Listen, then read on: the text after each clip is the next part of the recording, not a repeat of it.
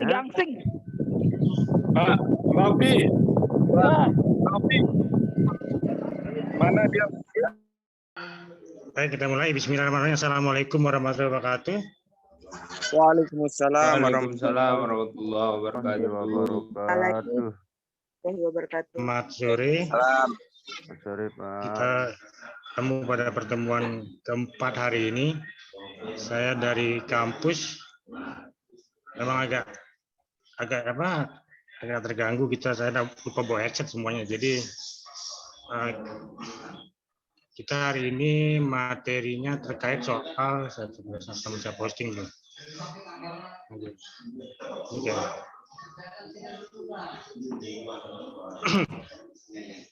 Nah, kita bicara soal teori perundang-undangan. Kemarin kita sudah bicara norma hukum, hari ini kita akan bicara teori perundang-undangan. Di dalamnya nanti juga akan menyinggung kembali soal norma hukum, bagian dari teori perundang-undangan. Apa hubungannya dengan teori perundang-undangan dengan film yang tadi? Nanti akan kita uraikan. Nanti akan coba saya sampaikan kenapa kemudian pentingnya kita belajar soal teori perundang-undangan, kemudian kenapa kita harus paham soal ilmu perundang-undangan, karena itu mempengaruhi soal bagaimana cara membuat norma hukum, cara untuk menerapkan norma hukum, dan cara untuk memberikan sanksi, ya, sanksi terkait soal pelanggaran norma.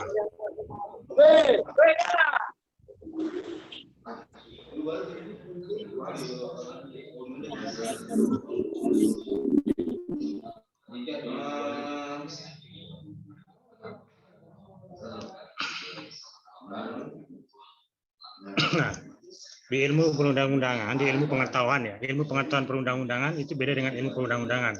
Jadi ilmu pengetahuan perundang-undangan itu ada dua, ada teori perundang-undangan yang sering kita samakan dengan ontologinya atau konektiknya. Jadi hasil konektik itu bicara soal bagaimana hasil pembelajaran dari proses aksiologi maupun proses epistemologinya. Nah, ilmu perundang-undangan itu lebih kepada epistemologinya, normatifnya, melakukan perbuatan atau pengaturan. Jadi kalau ontologi itu menjelaskan, memahami. Nah, di dalam proses penjelasan memahami itu ada yang dikenal di tiga hal. Itu ada proses, ada metode, dan ada teknik. Nah, ini bicara kemanfaatan. Dan muaranya semua ke soal adalah aksiologinya apa. Apa manfaatnya kita belajar ilmu perundang-undangan? Apa manfaatnya kita belajar soal praktek atau perancangan peraturan perundang-undangan? Karena dari praktek ini kita akan memahami apa maksud dari pembentuk perundang-undangan, apa keinginan dari penerima sebuah undang-undang. Karena sejak undang-undang itu ditetapkan, bukan disahkan, ya. Kalau disahkan itu prosesnya adalah di DPR. Itu pengesahan sebuah undang-undang itu dilakukan bersama-sama oleh DPR dan eksekutif sebagai pelaksana fungsi legislasi. Nah, saat dia ditetapkan, maka itu menjadi kewenangan atau ranah presiden. Presiden selaku kepala pemerintahan. Tapi kalau dalam proses pengesahan itu presiden selaku Presiden selaku kepala negara ketika dia ditetapkan. Tapi kalau presiden ikut membahas perundang-undangan di DPR kemudian disahkan, itu presiden selaku kepala pemerintahan. Nah, itu perbedaannya. Jadi ada perbedaan kapan dia disahkan dan kapan dia ditetapkan. Nah, di dalam peraturan di dalam Undang-Undang 12 tahun 2011, jangka waktu ditetapkan sebuah peraturan perundang-undangan sejak dia disahkan ada 30 hari. Jadi 30 hari itu sudah wajib dia sudah ditetapkan. Ditetapkan dengan dia diberikan nomor register, nomor undang-undang, misalnya Undang-Undang Lingkungan Hidup. Diberikan nomor 12 tahun 2021 misalnya seperti itu. Nah, dari itu kemudian pengertian dari ditetapkan, kemudian kedua adalah soal dia mulai berlaku. Nah, daya laku sebuah peraturan perundang-undangan itu untuk melihatnya dia sebagai sebuah undang-undang yang sah dan punya daya laku itu dilihat dari lembaran negara. Kemudian lembaran negara ini membuktikan bahwa undang-undang ini undang-undang yang diberlakukan kemudian diberlakukan dengan tata cara tadi itu ditetapkan oleh Presiden selaku kepala negara. Setelah dia berlaku ditetapkan, ada kemudian aturan penjelasan misalnya. Aturan penjelasan dalam setiap peraturan perundang-undangan, memang ada peraturan perundang-undangan yang punya penjelasan itu seperti Perpres atau peraturan menteri, kepala daerah dan seterusnya. Nah itu tidak punya aturan penjelasan karena dia adalah bagian dari aturan pelaksana atau aturan yang mendapat delegasi dari dari kepala daerah atau kepala pemerintahan yang memperoleh fungsi atribusi. Nah, penjelasan kemudian adalah masuk dalam lembaran tambahan lembaran negara. Kalau di daerah namanya tambahan lembaran daerah. Nah, kalau dia terjadi proses sengketa misalnya terkait dengan peraturan perundang-undangan, maka prosesnya adalah kalau dia undang-undang yang menguji konstitusi, maka dia prosesnya adalah judicial review. Kalau di bawah undang-undang adalah ke Mahkamah Agung. Cuma hanya ya aturan tambahan lembaga negara atau penjelasan dari sebuah peraturan undang-undangan tidak bisa dijadikan objek sengketa karena dia sifatnya adalah tambahan, bukan aturan organiknya, bukan aturan pokoknya. Itu tekniknya. Menurut Berken-Christmuth, pengetahuan perundang-undangan atau dalam bahasa Jermannya itu Gesetzgebungswissenschaft, ini bahasa Jerman, merupakan ilmu yang interdisipliner yang berhubungan dengan ilmu politik dan sosiologi. Itu ilmu perundang-undangan. Jadi kenapa dia memasukin ilmu politik dan ilmu sosiologi? Karena di dalam perundang-undangan itu adalah bicara soal bagaimana kemudian negosiasi yang dilakukan di DPR. Nah, kalau kita bicara DPR itu adalah persoalan ilmu politik yang berlaku kemudian. Isinya di dalam undang-undang itu yang kemudian disebut sebagai ilmu hukum. Nah, sosiologi kemudian terkait soal bagaimana hubungan masyarakat dengan undang-undang tersebut. Sejak undang-undang ditetapkan itu, apakah sebagian besar masyarakat menyetujui atau ada penolakan? Disitulah fungsi ilmu sosiologi. Nah, secara garis besar ilmu ini dapat dibagi dalam dua hal.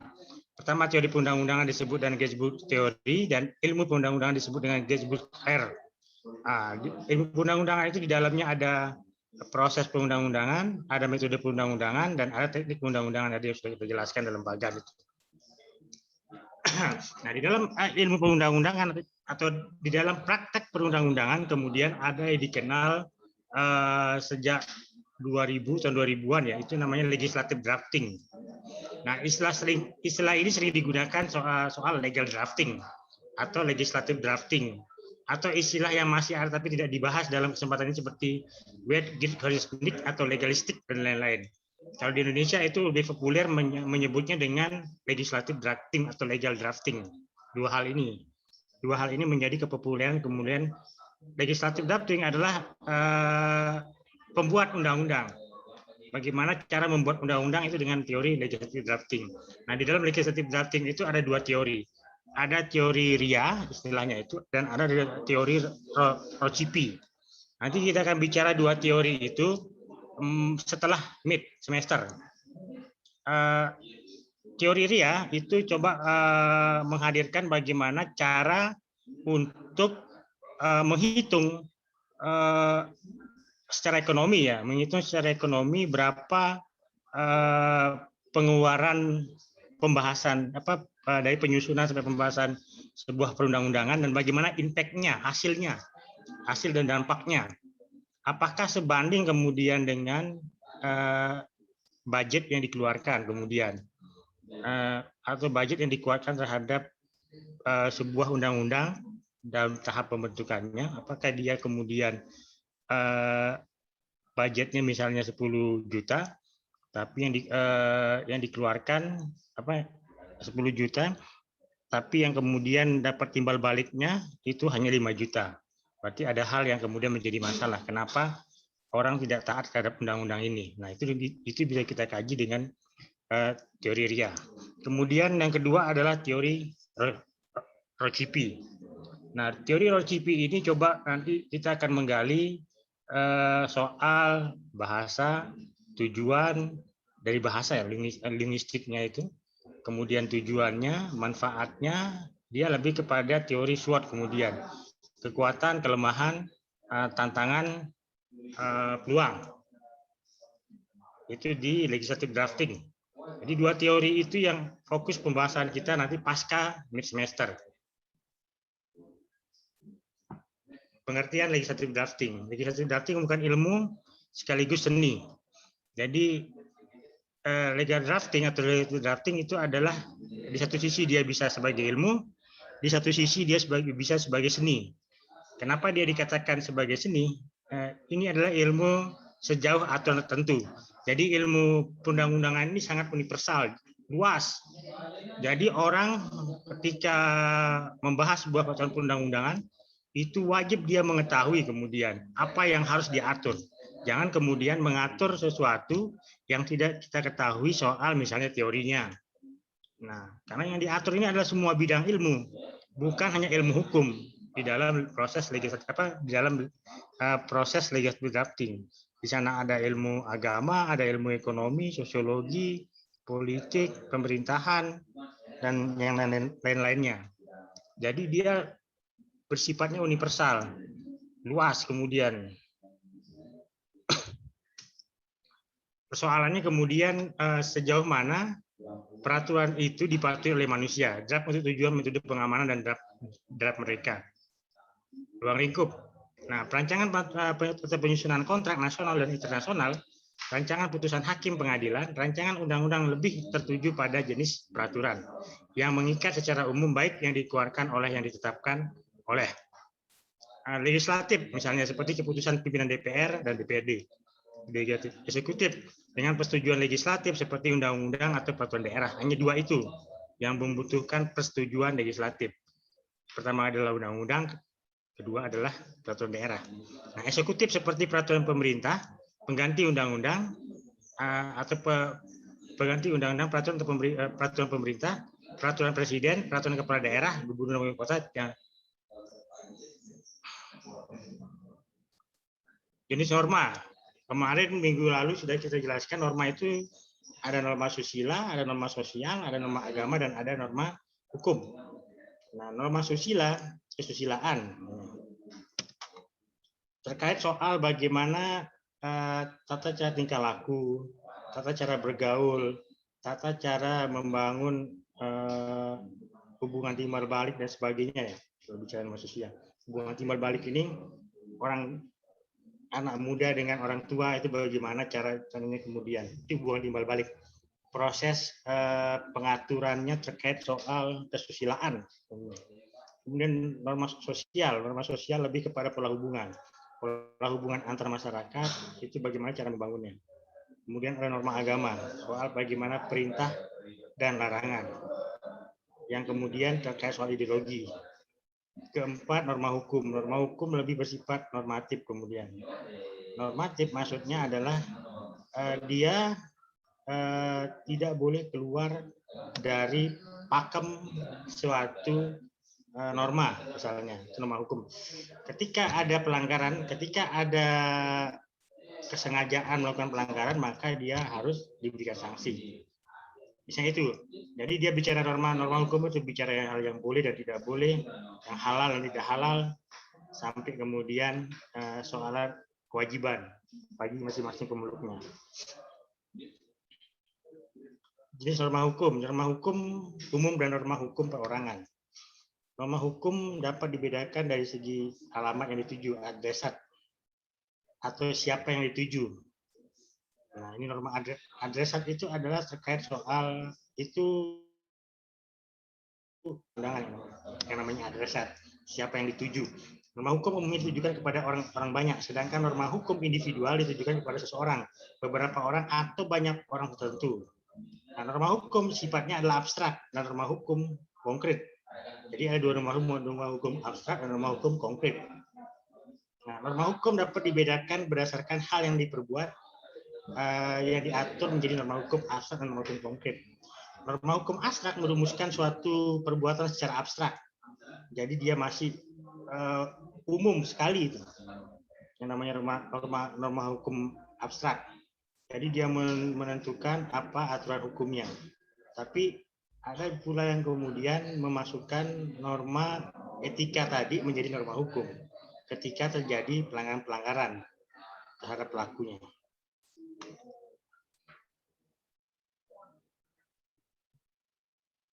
Norma hukum N. Malik dan norma hukum Durkheim.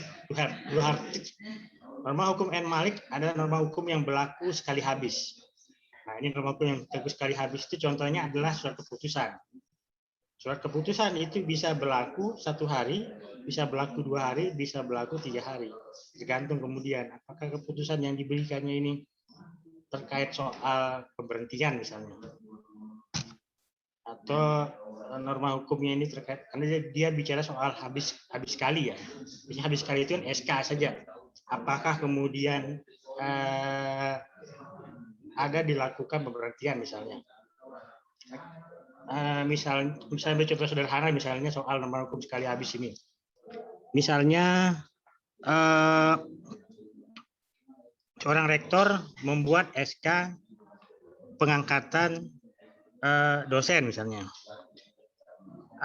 Itu terkait soal dosen kontrak misalnya.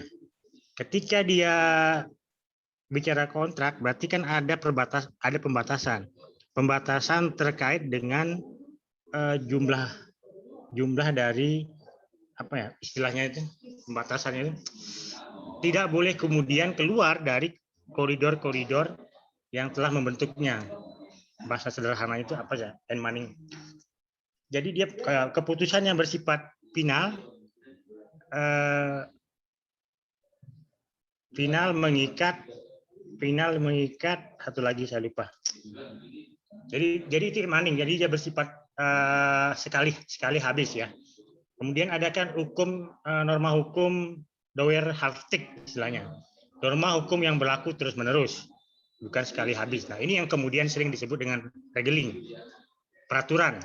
Jadi ia bersifat mengatur dan daya lakunya bukan hanya sekali seperti SK. Jadi kalau SK itu daya lakunya sekali, tapi kalau Durkheim daya lakunya adalah mengatur. Nah, tetapi kemudian ada speed perubahan. Ada speed perubahan, apakah kemudian terkait tadi itu? Speed perubahannya itu terkait soal antara SK dengan peraturan. Atau antara SK atau antara peraturan atau regeling itu dengan surat edaran. Kemudian surat edaran kalau dulu kita kenal ada instruksi presiden, kalau yang namanya instruksi kan perintah. Nah, ketika dia diperintah dia wajib melaksanakan. Itu bicara soal regeling. Nah, tetapi persoalannya kemudian apakah itu menjadi kebutuhan masyarakat ketika sebuah peraturan perundang-undangan dibuat. Kalau dia merupakan kebutuhan masyarakat, tentu keberlakuannya akan berlanjut. Tapi kalau dia tidak menjadi kebutuhan masyarakat, tentu ada penolakan atau ada pertentangan. Kemudian ada norma hukum tunggal dan norma hukum berpasangan.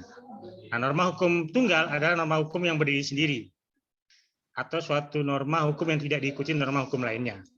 Jadi dia berdiri sendiri. Tidak ada kemudian pendelegasian kewenangan misalnya di dalam norma hukum tunggal ini. Beda dengan norma hukum yang diikuti oleh norma hukum lainnya. Isi norma hukum ini hanya merupakan suatu suruhan, dasolen, untuk bertindak atau bertingkah laku. Sedangkan norma hukum pasangan terdiri dari beberapa norma. Norma hukum primer dan norma hukum sekunder. Nah, ini yang kemudian dimaksud dengan surat tugas atau SK ya, surat kuasa. Nah, norma hukum sekunder merupakan cara penanggulangan kalau norma hukum primer ternyata tidak dilaksanakan. Itu norma hukum sekunder. Apa itu norma hukum sekunder? Norma hukum yang bukan menjadi dalil gugatan atau petitum gugatan. Biasanya. Jenis norma hukum umum dan norma hukum perorangan. Norma hukum dapat dibedakan dari segi alamat yang dituju, adresat atau siapa yang dituju. Norma hukum ditujukan kepada orang banyak, sedangkan norma hukum individual ditujukan kepada seorang, beberapa orang, atau banyak orang tertentu. Norma hukum abstrak dan norma hukum konkret. Norma hukum dapat dibedakan berdasarkan hal perbuatan yang diatur menjadi norma hukum abstrak dan norma hukum konkret. Norma hukum abstrak merumuskan suatu perbuatan secara abstrak, sedangkan norma hukum konkret merumuskan perbuatan secara nyata.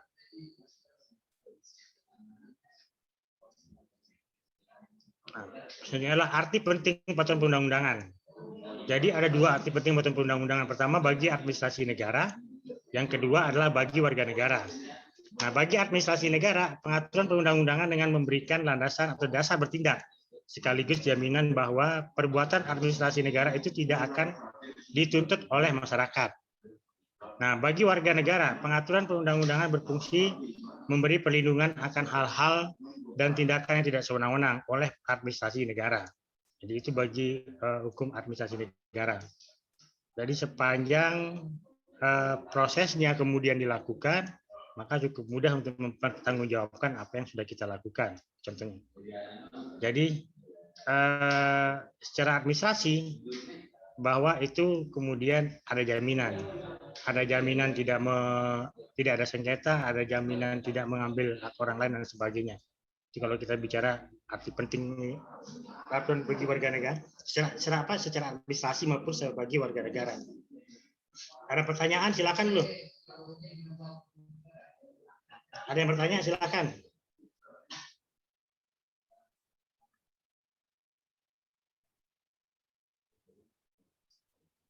Tanyakan Pak Kedem, ada yang mau ditanyakan Pak Dem? Silakan Pak Dim. Pak Kedem dia. Dia mau nanya kelihatannya Pak Dekan. Silakan. Silakan Pak Dim, apa ditanya? Mungkin Pak Marswan silakan.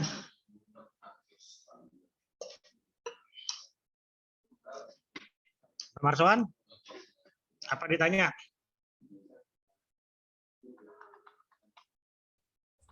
Siap. Bentar dulu. Kita mau lagi oret-oret ini. 49 orang ya. Ya.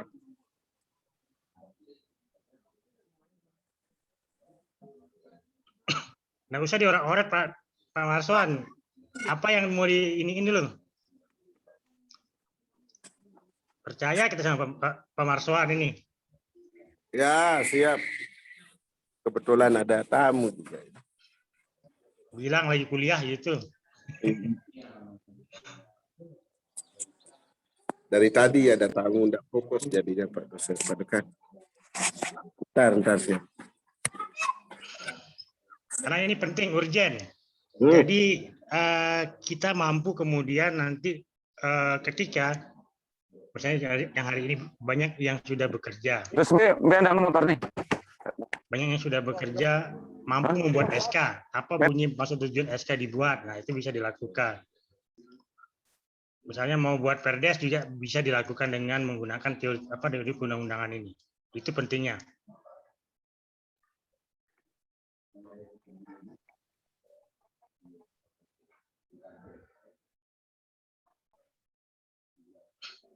Pak Mas Arif, ada ditanya? Ya, bentar dulu Pak. Bentar dulu.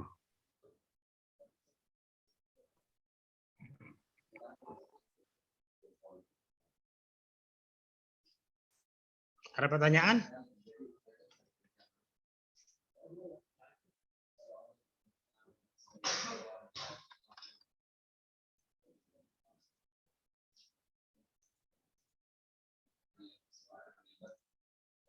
Kita lanjutkan ya, lagi 2 aja ini materinya.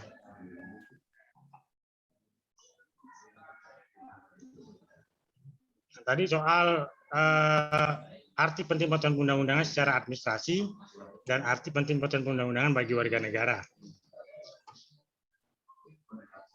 Nah, secara administrasi, fungsi peraturan undang-undangan secara administrasi sebagai sarana membatasi kekuasaan atau fungsi normatif. Kalau dalam konstitusi sering disebut dengan konstitusionalisme. Jadi konstitusionalisme itu dasar adanya pembatasan kekuasaan. Begitu juga dalam fungsi kemudian kenapa membutuhkan SK. Kenapa SK itu harus menerangkan sejak kapan dia dilantik, atau dalam artian sejak kapan dia ditetapkan sebagai kepala desa misalnya contohnya, maka dia ditetapkan dengan SK. Jadi sejak kapan dia dilantik sebagai kepala desa itu berdasarkan SK itu kemudian daya lakunya. Sejak saat itu sampai dengan tahun berapa misalnya. Misalnya kepala desa ini masa jabatannya 6 tahun, ya dihitung dari 6 tahun berikutnya. Itu fungsinya pertama, supaya ada sarana pembatasan kekuasaan. Karena kalau tidak ada sarana pembatasan kekuasaan, orang bisa berbuat sewenang-wenang atau melakukan penyalahgunaan wewenang. Kalau dalam hukum administrasi, perbuatan sewenang-wenang itu berkeliur istilahnya. Berkeliur. Kedua, sarana menggunakan kekuasaan, fungsi instrumental.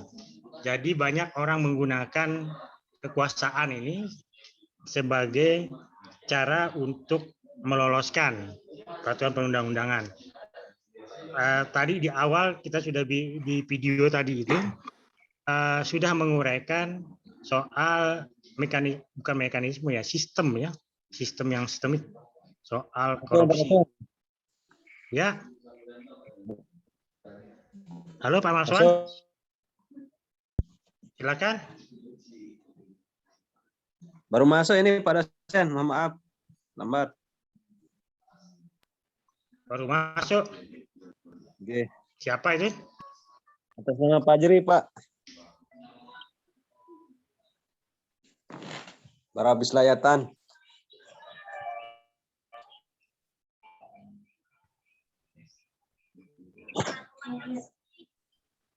Hai.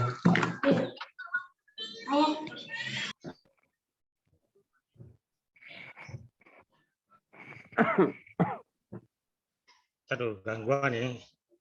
Tadi itu 3 kali mati listrik. Jadi di harap maklum. Iya. 3 kali di kampus ini mati listrik tadi. Hidup mati.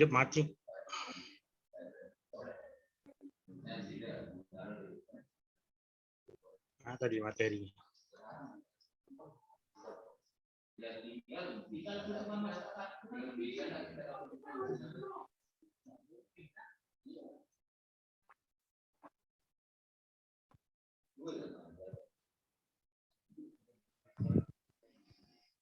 Ini.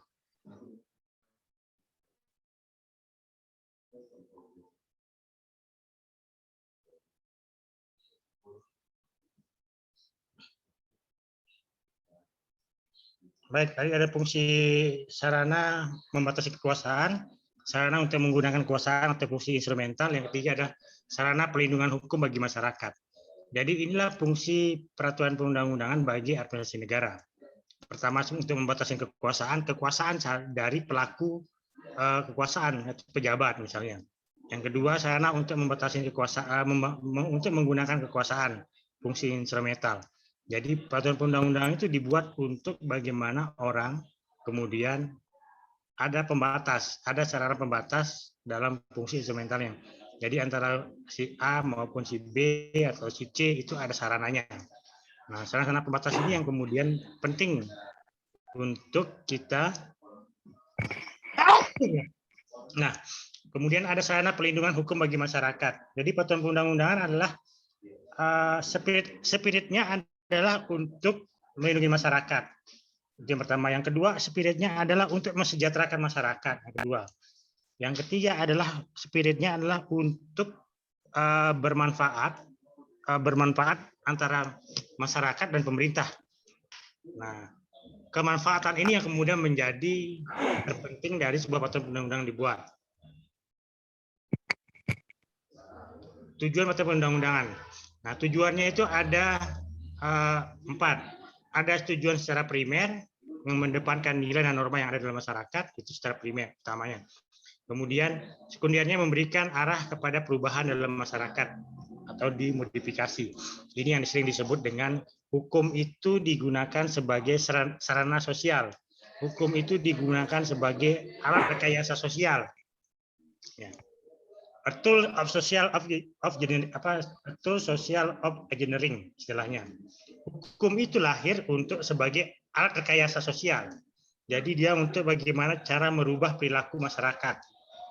Contohnya ya seperti COVID. COVID ini kemudian dibuatlah undang-undangnya, dibuatlah peraturan perundang-undangannya. Nah, harapan dari peraturan perundang-undangan itu dibuat sebagai merekayasa sosial, merekayasa tindakan dari yang tadi tidak pakai masker menjadi pakai masker. Nah, seperti itulah COVID, undang-undang COVID itu yang dimaksud dengan tujuan peraturan perundang-undangan secara sekunder. Jadi dia diberikan sebagai arah perubahan dalam masyarakat, modifikasi. Yang ketiga adalah nilai. Nah, nilai ini ada sesuatu yang dianggap berguna dan tidak berguna. Itu soal nilai. Kemudian ada sesuatu yang dianggap baik dan tidak baik. Kalau dalam Islam itu hari baik dan hari buruk tidak salah.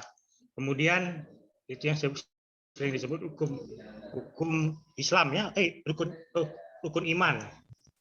Kemudian sesuatu yang dianggap menyenangkan atau tidak menyenangkan. Kalau kita bahagia ya kita bisa menyenangkan orang. Kalau tidak bahagia tetap menjadi pertanyaan. Sesuatu yang dianggap adil atau tidak adil. Itu perundang-undangan. Dan itu banyak kemudian lahir di dalam putusan pengadilan. Pasti akan terjadi rasa tidak puas atau puas gitu ya, terkait dengan putusan misalnya. Nah itu yang itu dimaksud dengan sistem nilai, sesuatu yang dianggap adil tidak adil. Norma aturan yang berisi perintah dan atau larangan, misalnya jangan membunuh orang lain atau jangan mencuri, itu bagian dari norma.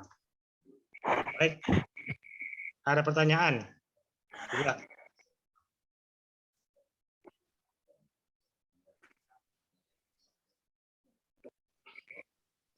Halo?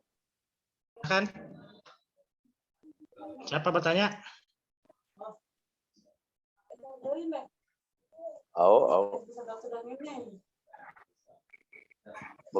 Apa Pak Mas Kurarip? Bentar dulu Pak. Silakan Pak Mas Kurarip.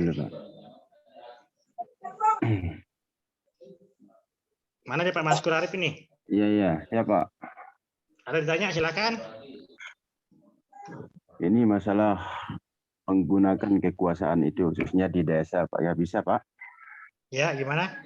Nah, di desa, di kepala desa itu kan berhak mengangkat dan memberhentikan Pak ya, perangkat desanya itu pun harus melalui prosedur Pak ya, pengangkatannya maupun gantiannya. Nah, yang jadi pertanyaan saya Pak, perangkat yang diberhentikan itu apakah karena perangkat yang diberhentikan ini Pak karena enggak sesuai dengan prosedur waktu pengangkatannya dulu Pak. Ya, setelah itu dia kan diberhentikan Pak. Nah, yang jadi pertanyaan saya, apakah dia itu bisa melakukan gugatan di Petun Pak? Hanya itu. Terima kasih Pak. Karena waktu pengangkat nanti saya jelaskan. Paham saya Pak Mas Gur. Oh iya, siap. Paham. Sekarang saya jelaskan. Kan sudah mata kuliah praktek peradilan kan, atau hukum acara tun. Objek sengketa tun itu adalah KTUN, keputusan tata usaha negara. Nah, keputusan tata usaha negara yang dibuat oleh siapa? Kemudian di pertanyaan tadi kan.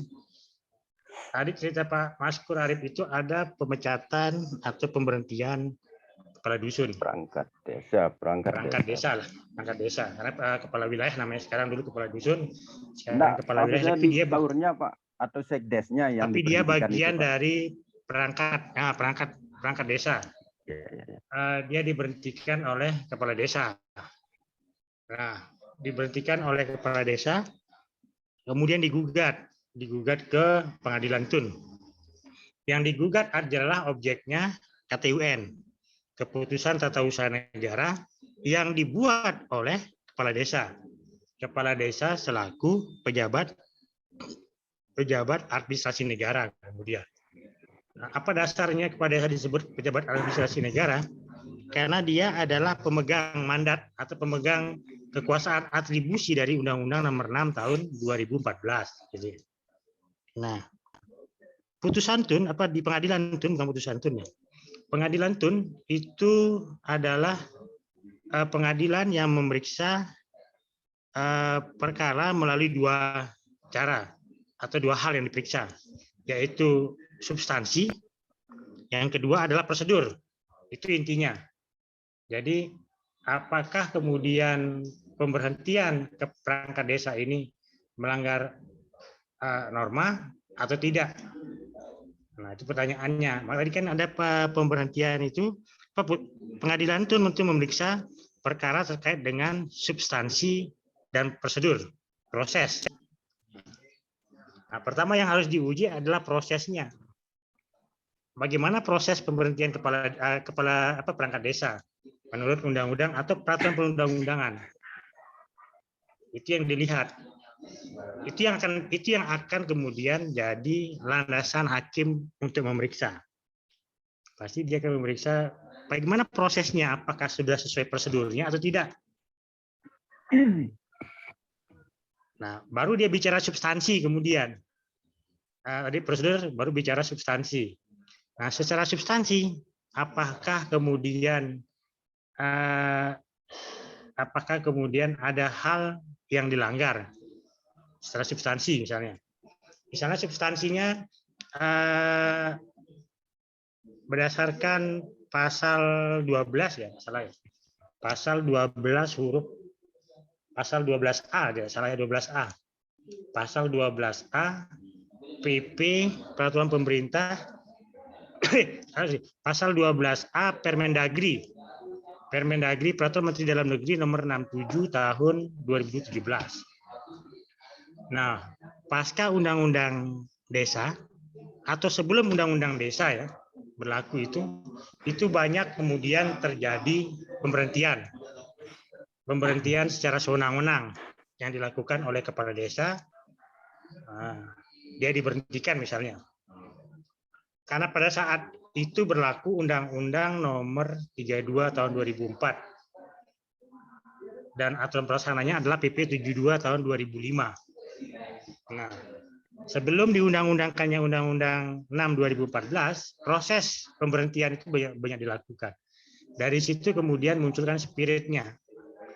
Kenapa spiritnya kemudian ada soal pembatasan ya, pembatasan kekuasaan istilahnya itu. Kemudian proses pembentukannya itu kemudian dilakukan secara bersama-sama misalnya antara kepala desa dan BPD. Apalagi ya. Tapi secara proses itu sudah dilakukan sebetulnya itu misalnya. Sudah dilakukan tahapannya. Bagaimana cara orang untuk memberhentikan perangkat desa berdasarkan peraturan perundang-undangan. Oh, ini caranya A. Lakukan ini baru menuju B. Menuju C, ya itu diperiksa alurnya. Kalau kemudian nanti alurnya ketemu ada yang tidak terlaksana, di situ kemudian menjadi titik temunya. Itu terkait pemberhentian. Nah, terkait soal calon kepala daerah, misalnya tadi disebut-sebut itu proses kemudian. Proses karena undang-undangnya hari ini masih digodok, gitu kan? Undang-undang soal pilkada yang serentak ini. Masalah begitu ya pertanyaannya, Pak Arif ya? Enggak, gini maksud saya, Pak. Saya pakai headset soalnya ini agak kedengeran kerasan sedikit. Nah. Oh, gitu. Jadi gini, Pak. Maksud saya kan dari kepala desa pertama itu pengangkatan itu enggak memakai prosedur, Pak. Pengangkatan perangkat desa itu. Nah, setelah pergantian kepala desa, perangkat yang diangkat oleh kepala desa yang pertama itu diberhentikan gitu, Pak. Itu maksud saya, apakah itu bisa dilanjutkan ke petun maksud saya, Pak? Itu maksud saya tadi kayaknya. Prosedur dan substansinya yang dilihat. Substansi yang dilihat ini adalah SK-nya. Apa bunyi di SK-nya?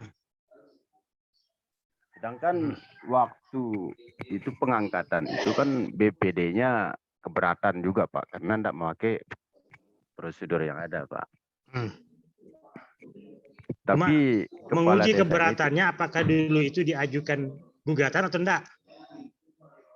Apanya, Pak? Dulu itu diajukan gugatan enggak? Gugatan yang mana yang gugat, Pak? Nah, maksudnya? Pada saat dulu dia diangkat itu BPD keberatan. Ya, keberatan tapi tidak digubris oleh kepala desa. Ada rekomendasi tidak? ada lengkap semuanya, Pak.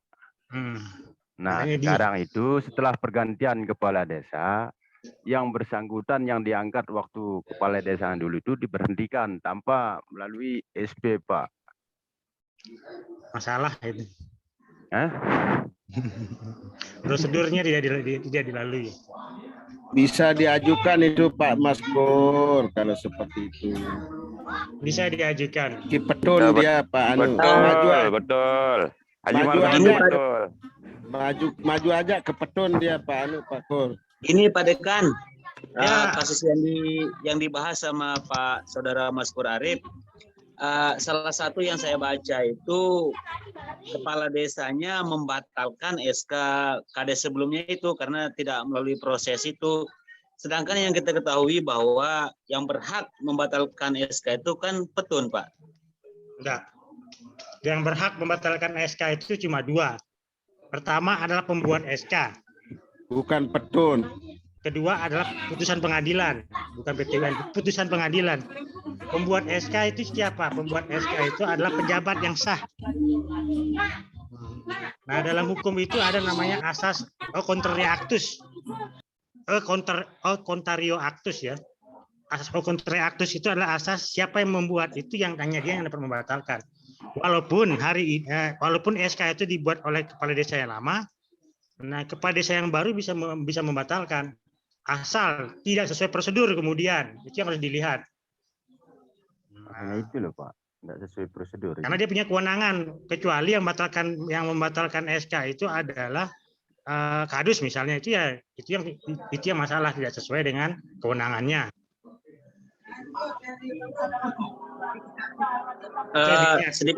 Sedikit lagi Pak. Ya. Ade. Nah ini saya layangkan pertanyaan ke Saudara Pak Maskur Arif ini. Di sana kan ada 4 yang diangkat dulu oleh Kades yang lama. Tapi kenapa hanya 2 yang diberhentikan begitu? Dan yang 2 itu prosesnya dulu prosesnya sama, tidak melalui penjaringan yang 4 orang ini. Kenapa hanya 2 orang yang diberhentikan gitu? Jadi begini Pak ya. Bapak bilangnya 4 yang diangkat Pak ya. Tapi yang 2 itu melalui prosedur dia Pak. Dan yang 2 ini tidak pakai prosedur. Makanya diberhentikan sekarang. Itu loh. Kasus mana sih ini? Ya. Di desanya Pak Maskur. Di desanya Pak Maskur. Payung Selatan, Bagi Pak. Payung Selatan atau bagi Payung Induk? Bagi Payung Selatan Pak. Bagi Payung Selatan, Pemekaran. Berkades. Iya, karena yang jadi kades sekarang itu kan ada ipar Pak. Makanya ya, Pak Arif. Ya kita tanya lah Pak. Mungkin sekedar nih Pak De. Sekedar penjelasan sudah jelas di sana aturannya untuk masalah pengangkatan dan pemberhentian itu kan sudah jelas aturannya di sana di Permendes.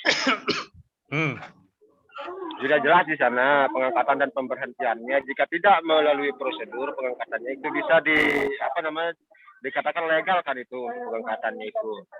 Tergantung argumentasinya makanya. Argumentasi di pengadilannya.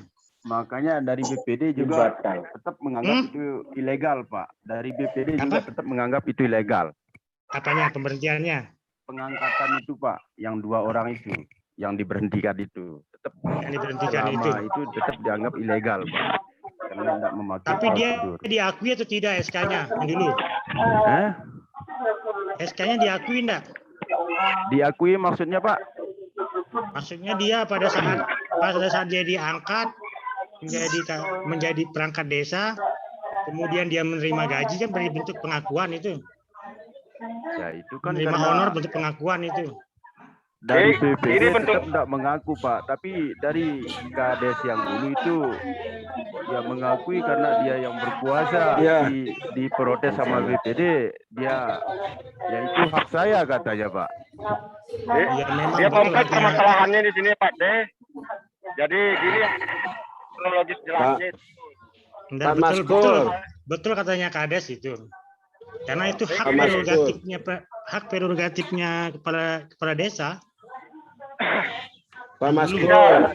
Bisa dulu ngomong Pak De sebentar. Pak Maskur. Iya. Separuh-separuh ngomong biar nggak kayak tingtang suaranya ini. Siap, sudah maju, sudah. Iya. Ya, Maju, sudah maju. ya. Nanti Punya konsultasinya kalau- di luar itu. Nanti konsultasinya di luar. Iya. Nanti Oke, saya kasih permasalahannya tuh soalnya merangkap jabatan juga dia masih menjadi anggota BPD, makanya diangkat dan menjadi perangkat desa. Belum lama, baru 2 bulan menjadi perangkat desa, langsung diangkat jadi sekdes. Itu kompleks permasalahannya itu Pak De. Di sana Oh itu. iya betul. gampang strateginya itu. Ya, ada yang lain bertanya, silakan. Di Itu luar setengah konteks kamar itu. itu pertanyaannya. Di luar konteks. Dosen. Ya, Bukan salah kamar sih, bahkan kita bahas SK ini Pak. setengah kamar nanti setengah kamar. Yang lain dulu, yang lain. Dan satu Pak, satu materi. Ini Maka kan saya perancang jelaskan undang. itu soal substansi dan prosedur ya. Nah, tinggal baca substansi dan prosedur itu bagaimana berdasarkan undang-undang dan berdasarkan peraturan perundang-undangan yang lainnya. Itu aturan pelaksananya. Kalau mau tahu soal substansi dan prosedur, di situ kata kuncinya. Bertanya Kalau Pak, mau argumen, ya, boleh? ya, silakan. Ya ini sedikit ini Pak. Tanya apa-apa. Banyak, enggak apa-apa. Itu setengah-tengah namanya itu. Ya enggak, ini kan sedikit aja, ini pengen tahu aja soalnya. Ini Pak, jika diskresi yang dikeluarkan oleh pemerintah yang bertentangan dengan undang-undang, apakah bisa digugat oleh orang yang merasa dirugikan oleh diskresi tersebut, Pak? Mohon penjelasannya, Pak dosen. Diskresi terkait soal apa ini dulu? Yang penting kan bisa misalkan tentang COVID ini kan, misalkan tentang COVID. Tapi kan banyak dirugikan, misalkan gimana ngomong? Soal keuangan negara misalnya. Seperti itu misalnya. Dirugikan. Apa yang dirugikan? Nah, itu kadesnya kan atau apanya tuh negaranya ini. Diskresi ini kan Makanya diskresi belum ini jelas adalah- pertanyaannya itu belum jelas ya. paham ya, diskresi ini adalah soal asas hukum ya. Diskresi itu asas hukum. Dia asas yang kemudian dinormakan. Diskresi itu bisa diambil ketika terjadi kekosongan hukum, ketika terjadi kekaburan hukum, atau ketika kekosongan hukum atau pertentangan norma ya.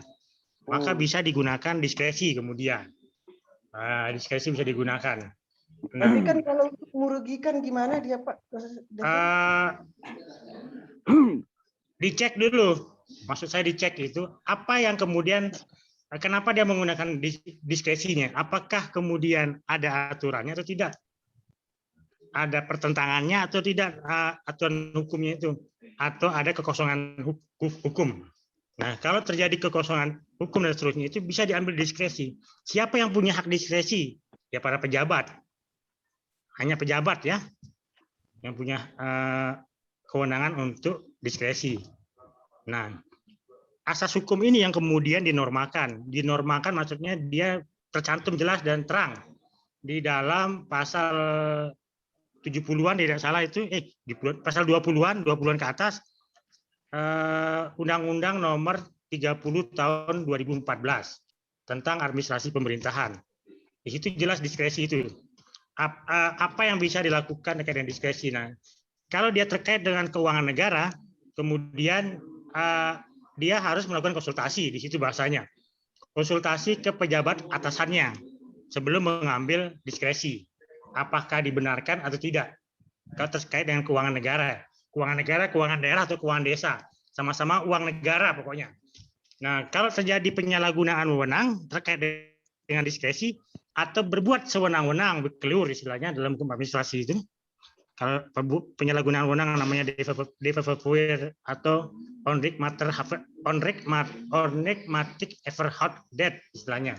Bukan onregmatic debt ya. Kalau onregmatic debt adalah perbuatan melawan hukum, tapi onregmatic overhot debt perbuatan melawan hukum oleh penguasa. Nah, kalau itu terjadi, dia bisa diuji kemudian. Diuji di TUN. Apakah ada penyalahgunaan wewenang atau ada perbuatan sewenang-wenang terhadap pengambilan diskresi tersebut. Nah, di Undang-Undang Cipta Kerja, ya, tadi yang diatur di dalam Undang-Undang 30 tahun 2014 itu dicabut kemudian sejak lahirnya Undang-Undang Cipta Kerja. Nah, Undang-Undang Cipta Kerja tidak lagi mengenal soal konsultasi ke atasan. Nah, Undang-Undang Cipta Kerja memberikan kewenangan kepada pejabat tersebut untuk menggunakan diskresinya sepanjang tidak merugikan keuangan negara. Itu bunyi di Undang-Undang Cipta Kerja. Sepanjang tidak merugikan keuangan negara. Nah, kata sepanjang tidak merugikan keuangan negara ini adalah kalau ditemukan dan itu merugikan, ya itu masuk kemudian. Kalau tidak ditemukan, tidak ada kerugian, tapi intinya adalah dengan itikat baik dia menggunakan diskresinya.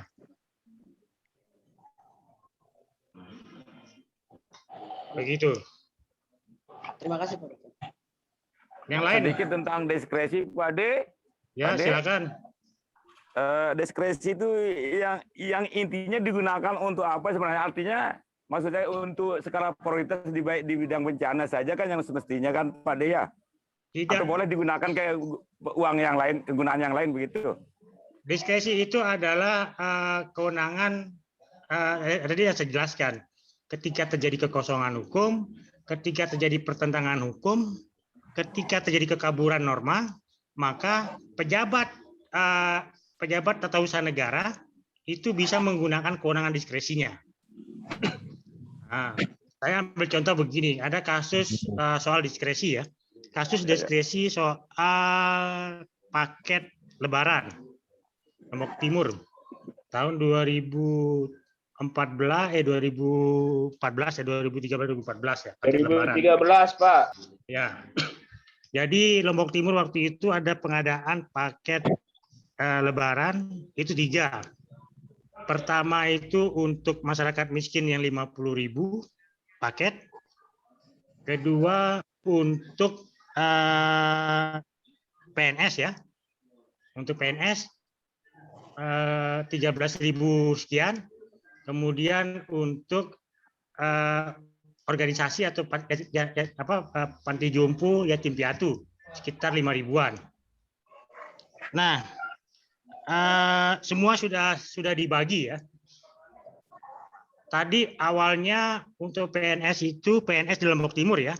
Itu adalah 13.500. Nah, setelah dibagi habis semua, itu ada sisa kemudian. Sisa sekitar 2.000 tidak salah ya. Saya agak lupa 2.000. Nah, sisanya ini kemudian 2 hari lagi ini Lebaran. 2 hari lagi Lebaran. Akhirnya sisanya ini oleh kabaknya tidak salah itu kabak sosial ya, kabak sosial belum ada dinas sosial. Dan tidak ada dinas sosial, kabak sosial. Dia ada di bawah Sekda. Kabak sosial pada waktu itu selaku PPK dan KPA ya, dia PPK sekaligus KPA dan juga kabak sosial. Dia berikanlah sisa yang tadi itu masih tersisa yang tadi ini yang di awalnya ini kan direncanakan jumlahnya adalah 13.000 PNS Lombok Timur. Ya betul, pada saat perencanaan dan proses itu 13.000 masih. Tetapi pada tahap kemudian pelaksanaan proyeknya banyak PNS yang kemudian pensiun. Banyak PNS yang kemudian pindah. Itu yang membuatkan dia menjadi sisa sekitar 2.000-an. Jadi yang terbagi hanya 11.000. Akhirnya atas kewenangannya dia selaku PPK, KPA, dan kabak sosial, dia bagikan sisanya itu kepada kepolisian.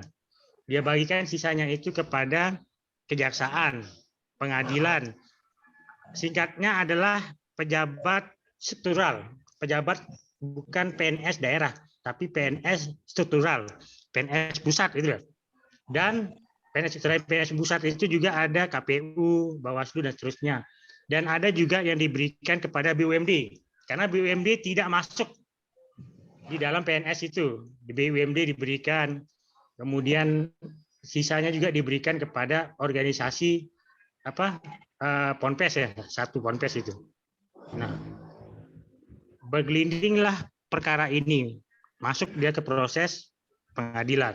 Ada hasil audit BPKP. Terjadi kerugian sekitar 192 sekian dianggap. Berproses kemudian di pengadilan.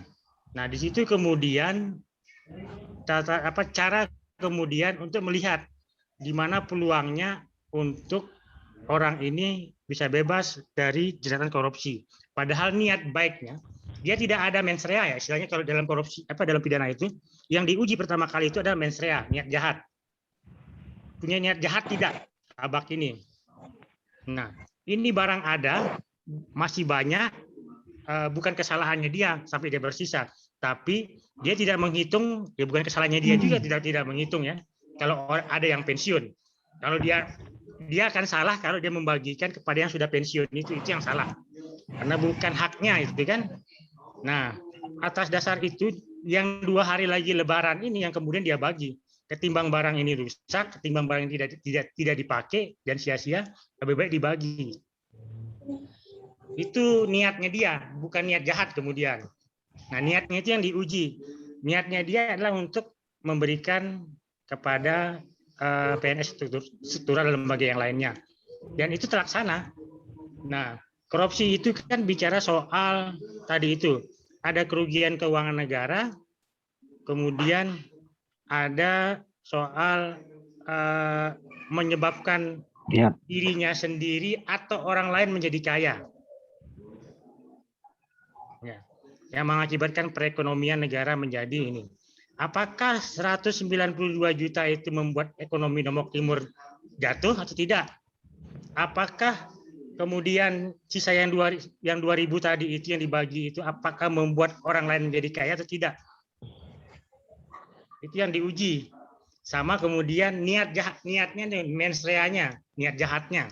Apakah dia punya niat jahat kemudian dengan membagi itu? Apakah dia mendapat keuntungan atau tidak dari pembagiannya itu? Kan tidak ada keuntungan. Tidak ada mens rea kemudian. Niatnya dia adalah untuk tidak rusak.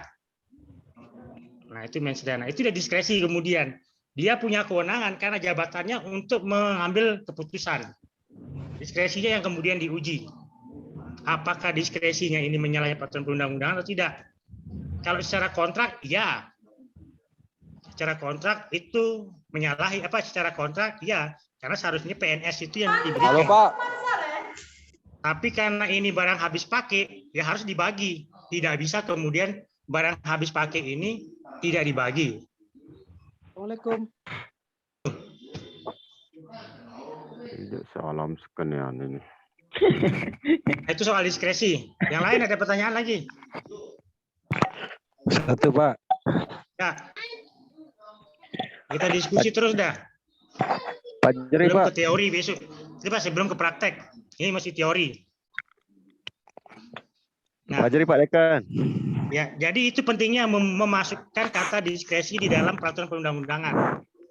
Benar saja Erwin. Jadi harus ada diskresi yang dimasukkan. Harus ada kewenangan yang diberikan kepada pejabat TUN. Yuk, silakan Pak Adi Wijaya. Fajri itu Terlambat tadi. masuk Pak Dosen. Fajri ya? Oh, Fajri mana? Adi Ya, ini. ya, ya. Oh, Fajri, Fajri. siapa Fajri? Ya, sedikit. Mana Pak Fajri ini? Ada Pak Dekan. Terima kasih. Silakan. Nah, karena ini MK kita perancangan undang-undang, jadi yang ingin saya tanyakan di sini adalah mengenai proses undang-undang, proses pembuatannya yang kita tahu bahwa ketika DPR atau pemerintah ingin buat undang-undang, tentu yang mereka lakukan pertama kali adalah membuat draft, kemudian mensosialisasikan ke masyarakat. Setelah disetujui baru dijadikan undang-undang. Tapi kaitannya tadi sama undang-undang Cilaka itu, ya seperti tahun lalu kita lihat banyak sekali penolakan dari masyarakat, baik mahasiswa maupun dari banyak aktivis gitu, Pak. Nah, toh juga undang-undang ini tetap disahkan. Nah, kalau kita berbicara tentang proses yang sampaikan tadi itu,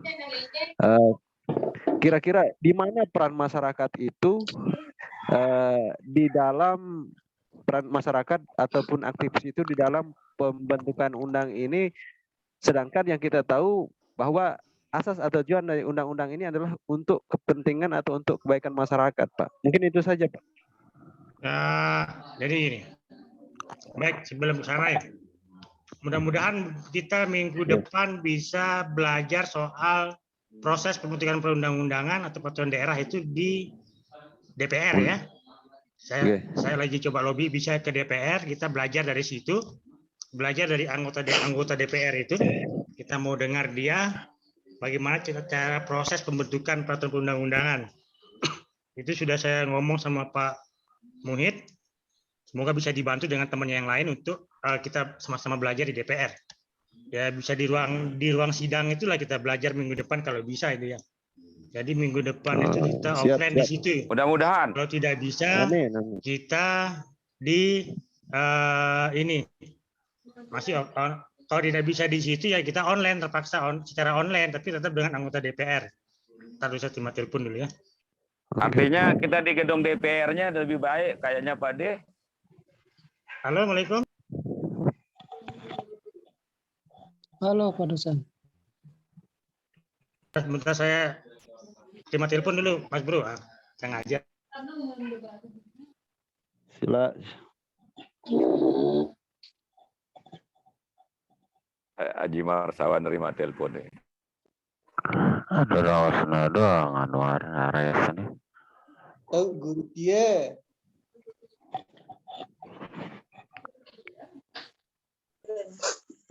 Rajin Anwar ini.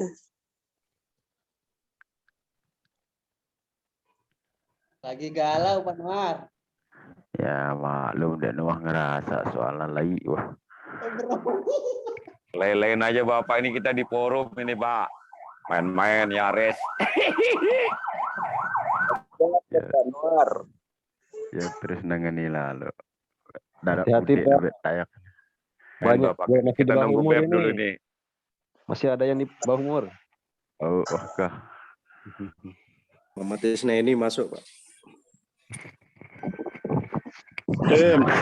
Pak dia masuk itu.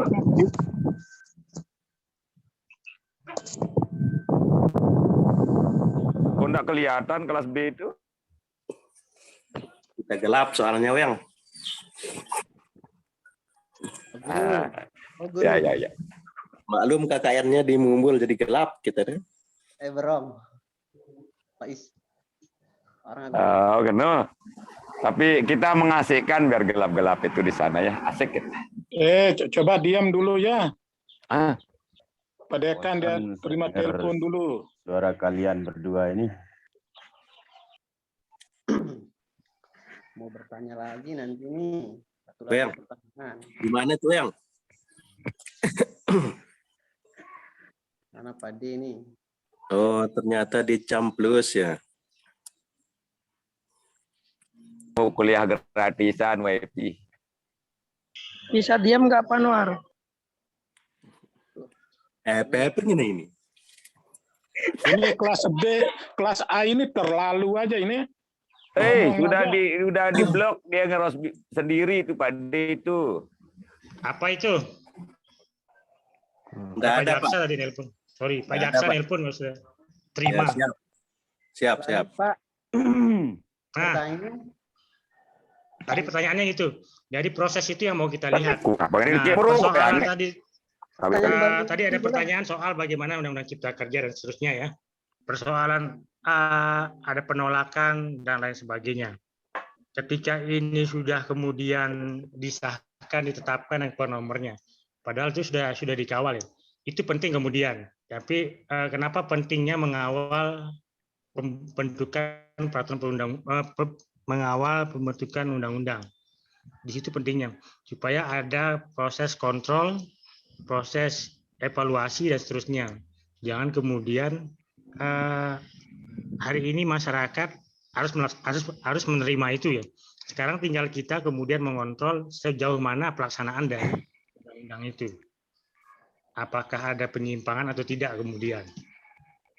Kan banyak itu prosesnya. Mereka juga kan ini kan bukan lahir dari kebutuhan masyarakat, tapi lahir dari kebutuhan sedikit. Nah, sedikitnya Kapital. itu nggak bisa kita bicara. Kapitalis. Begitu. Boleh bertanya? Silakan yang lain. Boleh nggak? Agak putus-putus ini suara. Izin bertanya ini. Ya, silakan bertanya. Nggak usah pakai izin. Banyak-banyak sudah. Jangan sedikit-sedikit. Ya udah lanjut. Apakah Silakan. kontrak gini kan? Apakah kontrak bisa dikategorikan sebagai perbuatan hukum publik?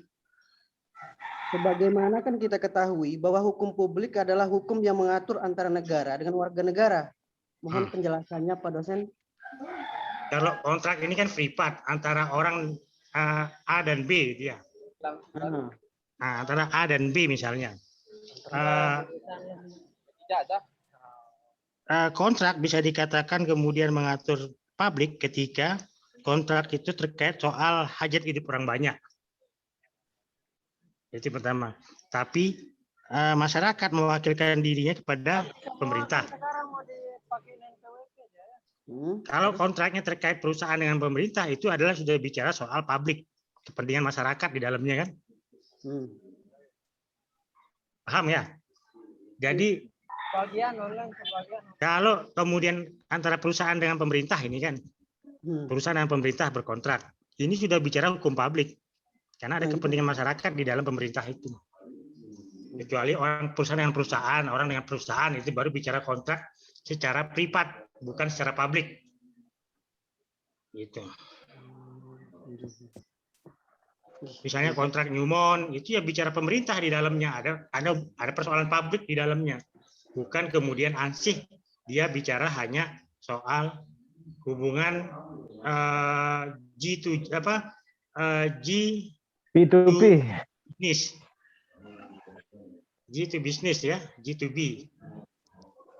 Dibedakan G2B, G to business. G2G, B2B, B2P.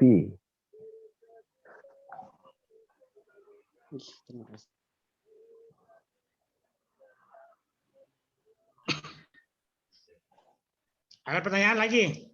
Iya, Pak dosen. Baik, yang saya mau tanyakan di sini Pak dosen, ini ke materi kita perancangan perundang-undangan. Nah, jadi setelah terbentuknya RUU atau rancangan undang-undang itu ada dikatakan uji publik kalau tidak salah yang saya dengar tadi itu. Nah, sampai di manakah uji publik itu yang dilaksanakan oleh negara untuk pembentukan undang-undang itu sendiri? Kemudian setelah turunnya uji publik ini kepada masyarakat, yang dianggap sebagai setuju dan tidak setuju dari masyarakat itu seperti apa dia? Bukan uji publik Pak ini ya. Jadi dia namanya konsultasi. Jadi konsultasi publik itu dilakukan sebelum proses pembahasan.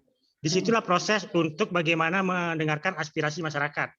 Makanya konsultasi publiknya ini seharusnya bukan terbatas, tapi tak terbatas mestinya.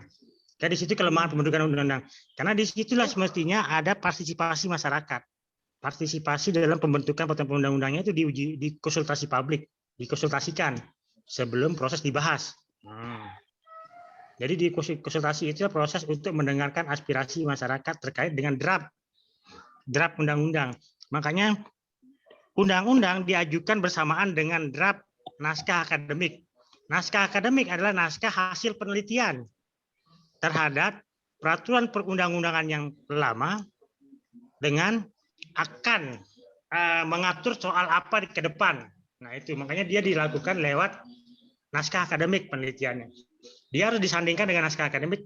Naskah akademiklah dasarnya untuk membuat rancangan undang-undang RUU. Nah kalau tidak memiliki naskah akademik misalnya, itu bagaimana? Tetap sah. Tapi contohnya apa? Contohnya adalah undang-undang COVID ya. Undang-undang COVID-19 itu tidak ada naskah akademiknya. Tapi dia dibentuk karena keadaan mendesak. Undang-undang darurat. Nah, keadaan mendesak. Ya, keadaan mendesak dan harus dibuat, akhirnya dibentuk. Nah, tapi di undang-undang lain itu wajib dia ada naskah akademiknya. Karena apa yang mau dia lakukan untuk perubahan itu, kecuali perubahan yang dilakukan terkait dengan perintah Mahkamah Konstitusi atau perintah hukum, baru tanpa naskah akademik, karena sudah ada pertimbangan hukumnya. Tapi kalau perubahan terkait bukan karena putusan pengadilan, itu harus dimulai dengan naskah akademik, naskah peraturan perundang-undangan yang mau dirubah atau diganti atau dicabut seluruhnya. Gitu. Baik, Pak dosen. Jadi kalau terkait dengan undang-undang yang mau dirubah atau dicabut, itu terlepas karena itu sudah ada dasarnya. Nah, sekarang misalnya mau buat undang-undang baru lah misalkan. Kayak hoak yang kemarin-kemarin itu, ayam masuk rumah orang dikenakan 5 juta. Rasa menato itu kan undang-undang baru menurut saya. Nah, kira-kira untuk mengajukan rancangan undang-undang itu untuk dibuat menjadi undang-undang, Pak Kade.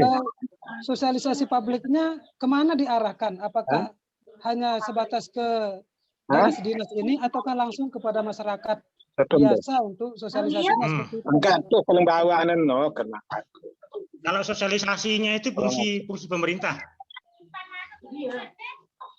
Fungsi pemerintah untuk mensosialisasikan. Masyarakat bisa ikut partisipasi untuk mensosialisasikan sepanjang itu dibutuhkan. Jadi tidak ada kewajiban. Yang wajib itu adalah partisipasi pada saat pembentukan. Itu bunyinya. Partisipasinya itu lewat konsultasi publik tadi itu. Bukan setelah pembentukan ya, bukan saat sosialisasi. Sebelum pembentukan itu mestinya konsultasi publik istilahnya.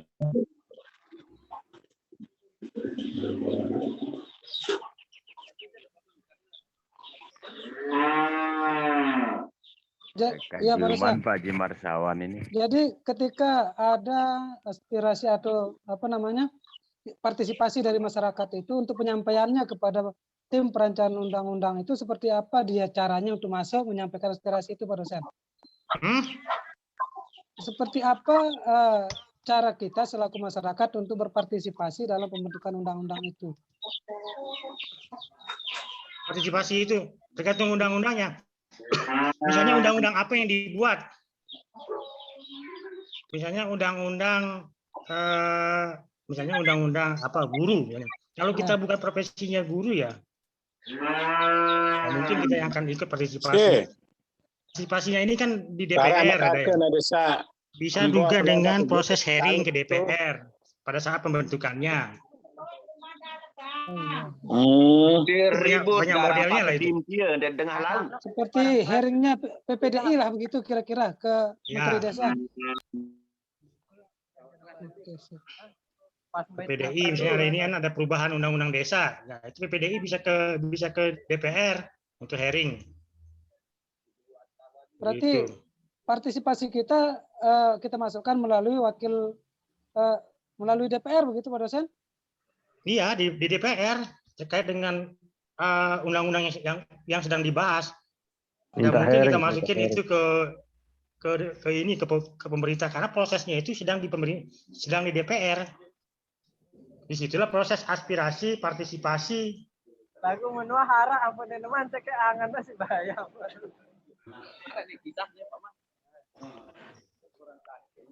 Terima kasih Pak dosen. Persis Pak dosen, apa dekat? Ya, Pak Kades, apa? Persis. Jadi bagaimanapun misalnya terkait dengan undang-undang yang disahkan oleh pemerintah, walaupun kita mahasiswa dan masyarakat melakukan protes, itu sulit untuk dileburkan kecuali dengan satu cara untuk kita melakukan hearing. Nah, di situ akan dilakukan kita melawan lah begitu. Bisa enggak kita kalahkan undang-undang yang diterbitkan oleh pemerintah itu yang dibahas di DPR begitu. Dan naskah tandingan istilahnya Pak Ya, Kades ya. kita buat naskah tandingannya. Nanti itu akan diuji gitu. Kan ada materi advokasi ya. Iya. Ada. Yang materi advokasi itulah belajar soal itu semuanya sebetulnya. Ya, karena kemarin itu pada saat saya pergi ke Jakarta, jadi ada undang-undang 14/2016 itu terkait dengan pengangkatan dan pemberhentian perangkat desa. Jadi kita protes di situ, kebetulan yang menjadi narasumber kita itu orang-orang dari Kemendes, Mendagri, semuanya di situ. Jadi ya alurnya Bapak katanya ya silakan harus naik usulkan untuk ini melawan undang-undang yang sudah diterbitkan ini. Kalau Bapak menang, otomatis dia akan berubah undang-undang ini. Tetapi kalau Bapak kalah, usulan Bapak uji di DPR itu Bapak kalah itu, maka tetap saja ini tidak bisa Bapak protes ke saya, tidak bisa protes kemana-mana, tetapi protesnya ke pembuat undang-undang itu sendiri. Dan Bapak harus, karena undang-undang yang akan Bapak gugat, harus Bapak kuasai undang-undang, harus Bapak bisa melawan undang-undang itu sendiri, harus Bapak siapkan undang-undang untuk melawan undang-undang itu sendiri katanya. Undang-undang tandingan. Ya, undang-undang tandingan. Maka kalau itu bisa Bapak kalahkan, maka Undang-Undang Nomor 4 2016 ini bisa berubah katanya kemarin itu. Cocok. Itu maksudnya. Jadi banyak model yang bisa dilakukan terkait soal advokasi kebijakan. Itu kalau advokasi kebijakan ya, banyak model, bukan hanya unjuk rasa. Itu satu model yang lain, tapi secara ilmiah atau secara intelektual itu banyak dilakukan. Kalau orang hukum misalnya bisa melakukan uji materil, itu juga bagian dari advokasi. Bisa punya naskah tandingan misalnya, itu juga bagian dari advokasi kemudian. Di advokasi kebijakan. Jadi tidak mesti harus terpaku, konsultasi publik juga bisa menjadi. Nah, tidak mesti orang hukum itu tidak mesti terpaku dalam satu tata cara itu. Itu banyak, itulah advokasi. Seakan-akan. Nah, ya. Tapi itu sudah yang dijelaskan kemarin. Jadi tidak ujuk-ujuk Bapak mau merotes langsung dirubah atau mau melakukan demo, tidak ada gunanya. Sama dengan teman-teman PPDI untuk bisa terbit Undang-Undang 14 bagaimana pengangkatan dan pemberhentian dari perangkat desa ini, bertahun-tahun mereka berjuang di DPR sehingga terbitlah undang-undang ini. Nah, sekarang sudah diterbitkan, Bapak mau rubah lagi. Nah, harusnya melalui upaya itu, Bapak silakan melalui upaya itu untuk bisa mencabut kembali atau melebur kembali katanya. Ini enggak bisa melalui protes, enggak bisa melalui ini, harus ada kelompok, silakan Bapak siapa menjadi ketuanya, kemudian siapa saja anggota-anggotanya itu dilihat berapa banyak yang menginginkan perubahan tentang peraturan perundang-undangan ini. Kalau lebih banyak yang ingin undang-undang ini, maka itu menjadi pertimbangan dan Bapak harus siap dengan undang-undang itu penggantinya, gitu katanya. Ada naskah tandingannya istilahnya. Iya. Nah, kalau mengenai rumor-rumor, Pak Dekan. Ya, Pak Kades. Tentang rumor-rumor apa namanya? Rancangan undang-undang perubahan undang-undang tentang desa nomor 6 2014 itu kemarin kan sempat hangat begitu, Pak. Nah, kira-kira itu siapa yang apa namanya? Yang memotorinya gitu? Apakah memang ada seperti yang dikatakan sama Pak Kades tadi itu ada sekelompok aliansi masyarakat atau apalah istilahnya gitu kan, sehingga muncul ke permukaan tentang rancangan perubahan undang-undang desa itu, Pak? Nanti akan kelihatan menjelang 2024. Sama kayak undang-undang desa. Undang-undang desa di akhir kepemimpinan SBY itu banyak membuat undang-undang ya. Jadi dia produk undang-undangnya 2014 itu dirubah semua undang-undang itu. Pemda, Pemdes, pokoknya dia banyak undang-undang habis Adpem. Jadi DPR pasca reformasi, DPR yang paling produktif itu adalah DPR 2014. Yang melahirkan banyak undang-undang. Itu menjelang pemilu kan? Iya, tapi banyaknya saja undang-undang kalau tidak apa namanya memberikan dampak yang positif buat masyarakat atau tidak dijalankan oleh apa namanya si pembuat ini kan percuma juga, Pak. Mendingan satu tapi dilaksanakan semuanya begitu. Nah, Betul Itu Pak. apa? Itu Menurut saya seperti tetap ada gium ya, ada gium hukum itu lebih baik lebih baik saya diberikan satu orang yang satu orang penegak hukum yang tidak bernilai ketimbang diberikan 1000 undang-undang yang baik. Atau Itu istilahnya gini Pak, dalam ada gium dalam hukum itu. Ada gium dalam kepemimpinan itu Pak. Satu pemimpin hebat, 1000 anak buah yang bodoh jadi ikut hebat gitu. Ada gium itu kan, ada gium yang kemudian jadi kritik sebetulnya. Baik. Jadi kalau menurut saya Pedekan, ini kan menurut asumsi saja. Jadi sama dia kalau saya melihat seperti definisi hukum. Definisi hukum itu kan sampai dengan saat ini belum ada yang bisa mendefinisikan hukum karena saking luasnya. Begitu juga di undang-undang ini, kalau satu undang-undang yang akan kita pakai bagaimana dengan mata kuliah kita hari ini. Ada namanya advokasi, ada namanya negosiasi, ada namanya macam-macam. Kalau saya melihat itu mirip-mirip saja. Dia mirip-mirip saja, itu hampir saja. Nah, sehingga kita sebagai masyarakat itu yang pandai memilih dan memilah. Nah, kasus mana yang terjadi itu harusnya melalui mana kita penyelesaiannya. Seperti itu kalau menurut saya Pak Dekan. Betul itu Pak Kades, substansinya sama itu. Hanya untuk mendamaikan orang saja itu. Ya. Solusi mendamaikan, bagaimana untuk bisa mencari jalan keluar. Bedanya kan coba kalau negosiasi kan para pihak. Iya. Kalau mediasi ada pihak ketiga. Iya. Nah, ada arbitrasi, ada pihak yang kemudian disebut lembaga adjudikasi. Nah, itu di pengadilan itu juga ada namanya lembaga adjudikasi. Non litigasi itu ada lembaga adjudikasi ya, kayak Bawaslu. Bawaslu itu lembaga adjudikasi, bukan lembaga pengadilan tapi lembaga adjudikasi. Makanya kan tidak sedikit kasus-kasus yang hari ini dikalahkan di pengadilan, besok dibuat tandingan lagi masuk di pengadilan yang lain karena mungkin salah masuk begitu.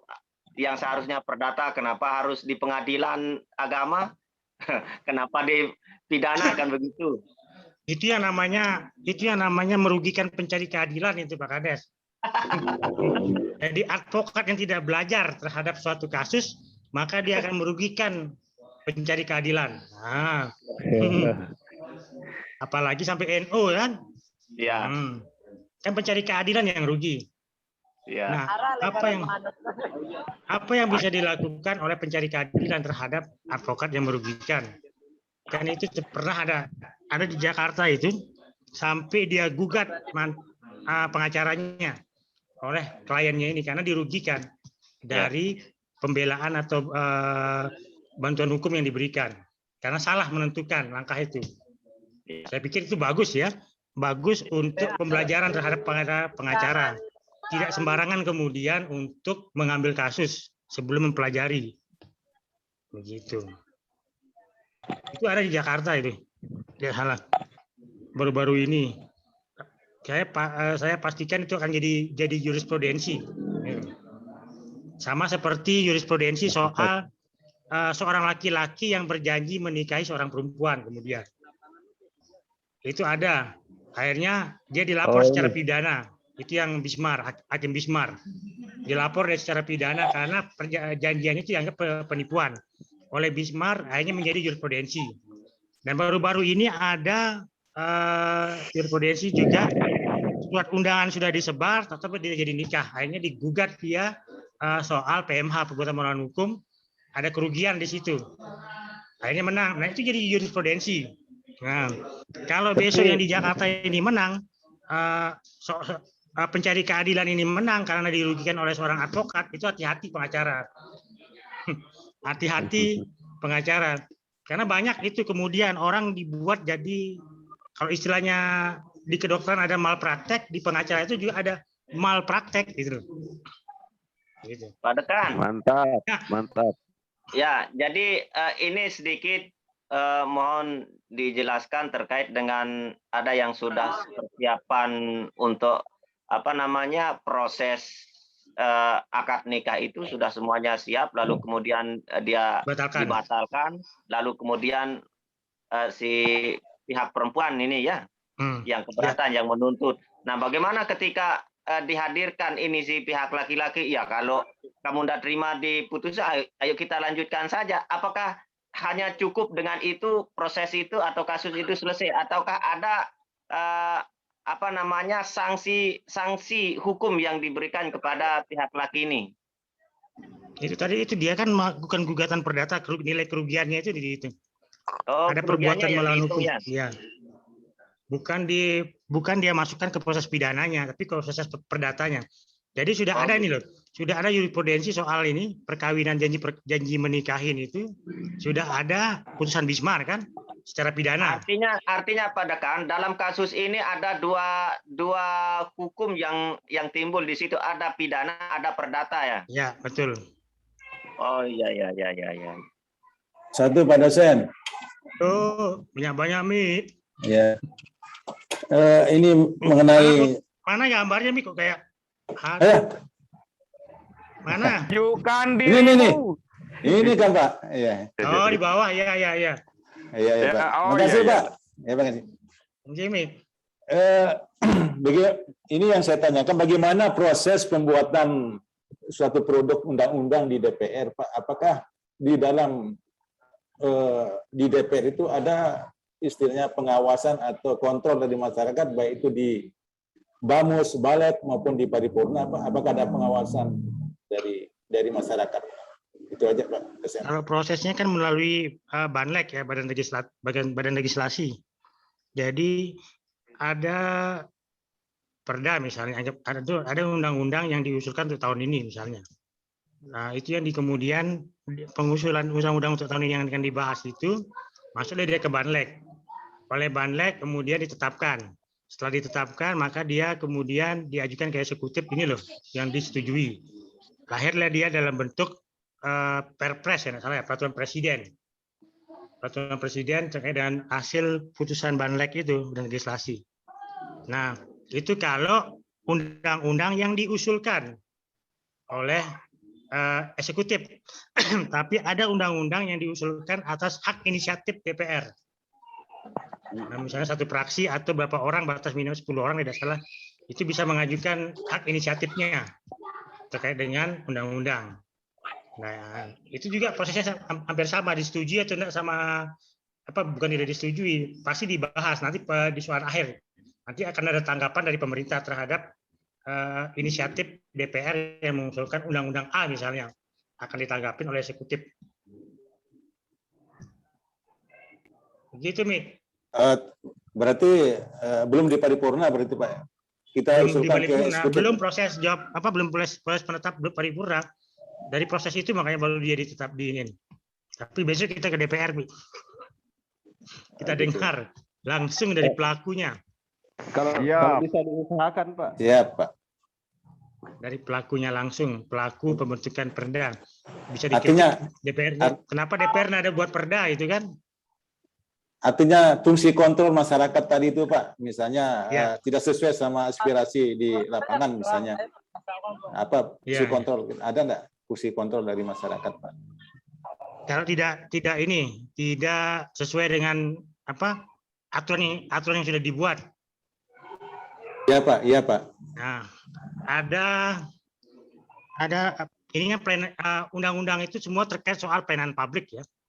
Yang namanya pelayanan publik itu harus dilaksanakan. Nah, apa yang bisa dilakukan ke masyarakat terkait soal pelayanan publik yang tidak terlaksana? Di situ yang dimaksud dengan maladministrasi. Maladministrasi itu maka prosesnya bisa dilakukan pengaduan ke ombudsman. Di situ proses maladministrasinya itu kemudian. Kalau tidak dilaksanakan, apa yang sudah ditetapkan itu? Sebenarnya mungkin Pak Dekan bisa kita enggak dilibatkan masyarakat ini karena DPR ini adalah representasi dari masyarakat itu sendiri. Cuma sampai saat ini tingkat kinerja sama kepercayaan masyarakat terhadap DPR itu mungkin yang kurang. Maksudnya tadi kan pelaksanaan undang-undangnya maksudnya kan? Iya. Enggak, di pembentukannya. Oh, di pembentukannya. Di pembentukannya itu karena DPR ini kan kita yang pilih, dia otomatis akan merepresentasikan masyarakat itu sendiri. Cuma tidak 100% kemudian. Kan bukan hanya pemilihnya di situ kan? Iya. Ada dunia usaha. Dunia usaha ini belum tentu dia punya hak pilih di daerah itu. Itu fungsinya konsultasi publik. Kemudian, apakah yang punya inisiatif dibuatnya sebuah peraturan itu? Misalnya yang punya inisiatif adalah Partai Nasdem misalnya, anggap itu misalnya. Nah, Nasdem ini itu hanya ada di 4 kecamatan orangnya. Belum tentu dia paham dengan aspirasi masyarakat kecamatan yang lainnya. Nah, disitulah fungsi konsultasi itu. Tidak mungkin tidak selanjutnya menyerahkan itu kepada DPR. Tapi ada partisipasi, hukum itu butuh partisipasi. Ya, Pak Dosen, masuk. Lanjut. Dosen, jadi yang lain? Ya, kalau menurut yang berarti DPR ini adalah sumber dari produk undang-undang untuk DPR daerahnya untuk menyerap aspirasi masyarakat. Nah, namun seperti apakah prosesnya yang dari DPR ini loh? Sementara DPR ini ketika sudah jadi jarang kita lihat dia turun ke masyarakat, apalagi mengetahui dia bukan fungsinya lagi kemudian untuk melaksanakan, itu fungsi eksekutif. Fungsi dia adalah mengawasi. Itu harus diingat. Ketika dia sudah ditetapkan dan diundangkan, fungsi DPR adalah mengawasi, bukan kemudian melaksanakan. Fungsi pelaksananya adalah eksekutif, bukan DPR. DPR hanya mengawasi selanjutnya. Maksudnya dalam tahapan penyerapan aspirasi untuk pembentukan undang-undangnya, Pak Dosen? Sebelum ditetapkan. Sebelum ditetapkan. Kalau kemudian ada yang kritik undang-undang itu, ada ini, nah itu fungsinya DPR, makanya fungsi pengawasannya. Jadi kalau saya bisa ngambil kesimpulan, akibat dari terbitnya undang-undang itu atau terbitnya undang-undang ini kan harus berdasarkan hasil aspirasi dari masyarakat itu, ya kan? Ya. Aspirasi dari dewan itu yang akan turun ke masyarakat untuk mencari aspirasi dari masyarakat. Di situ dewan ini, DPR ini akan menggali apa saja permasalahan. Itu kan ada dana aspirasinya itu untuk mencari informasi permasalahan apa yang ada di masyarakat. Lalu kemudian itu yang dibuat menjadi sebuah produk hukum. Tetapi perlu diingat sebenarnya kalau dewan ini mau menyalurkan itu semuanya, kenapa tidak melalui desa-desa, begitu kan, kepala desa. Karena kepala desa itu mewakili atau perwakilan dari semua masyarakat desa, begitu kan? Ini kalau saya melihat kan di mana tempat basisnya, paling disitulah dewan itu mengeluarkan resesnya begitu untuk mencari aspirasi. Siap. Ditampung Pak Ades. Begini mungkin. Ditampung aspirasinya. Tidak semua kepala desa mewakili semua penduduknya, Pak Des. Iya. Sama dia mungkin. Sama dia mungkin tadi DPR itu cuma merepresentasikan di mana daerah konstituennya Pak Dekan ya. Makanya dia perlu melobi fraksi-fraksi yang lain. Kalau misalnya Nasdem yang disampaikan tadi itu supaya dia dapat dukungan dari fraksi lain untuk mengesahkan rancangan undang-undang atau perda itu ya, Pak. Pas seperti itu. Oh, okay. Ya, saya rasa DPR itu kan lembaga politik, artinya di sana terjadi deal-dealan sama fraksi-fraksi lain. Nah, seperti Iya, makanya begitu. di situ dia, Mi. Enggak, Sepertinya maksud ada kami gini. lobby-lobbyan di sana. Jadi Ya. ini dalam rangka pembentukan undang-undang. Nah, kita bukan bicara tupoksi daripada DPR itu sendiri. Jadi yang mau kita tahu di sini, karena DPR daerah minimal sebagai wadah daripada masyarakat untuk menyampaikan keinginannya untuk pembentukan misalkan undang-undang seperti ini loh. Nah, sementara DPR ini kalau mau ketemu dengan masyarakat, jarang sekali gimana caranya, apakah hanya dengan cara hearing itu sajakah, ataukah tidak ada jalan lain untuk kita menyampaikan aspirasi kita kepada DPR itu maksud yang Pak Dekan? Bisa ditanggapi Pak Hadi. Sudah saya tanggapin itu ada konsultasi publik. Apa konsultasi publik itu tergantung undang-undangnya, tergantung peraturan daerah yang dibuat. Tidak mungkin dia buat peraturan daerah tentang pasar yang diundang adalah nelayan, tidak mungkin itu kan. Nah, tergantung apa undang-undang yang dibuat, itu yang penting dulu. Itu Akademisi mungkin Pak yang berkaitan dengan rancangan yang terkait Pak Dekan ya. Ya. Yang berarti misalkan membuat undang-undang buruh harus diundang aliansi buruh yang diundang gitu. ya. Tidak mungkin dia mengundang petani gitu kan. Tergantung undang-undang apa yang dibuat, di situlah fungsi konsultasi publiknya gitu. Iya.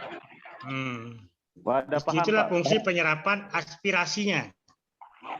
Udah paham Pak Dekan, cuma jadi jangan kita bilang kemudian DPR tidak bekerja karena tidak ada konsultasi publik. Ada pasti.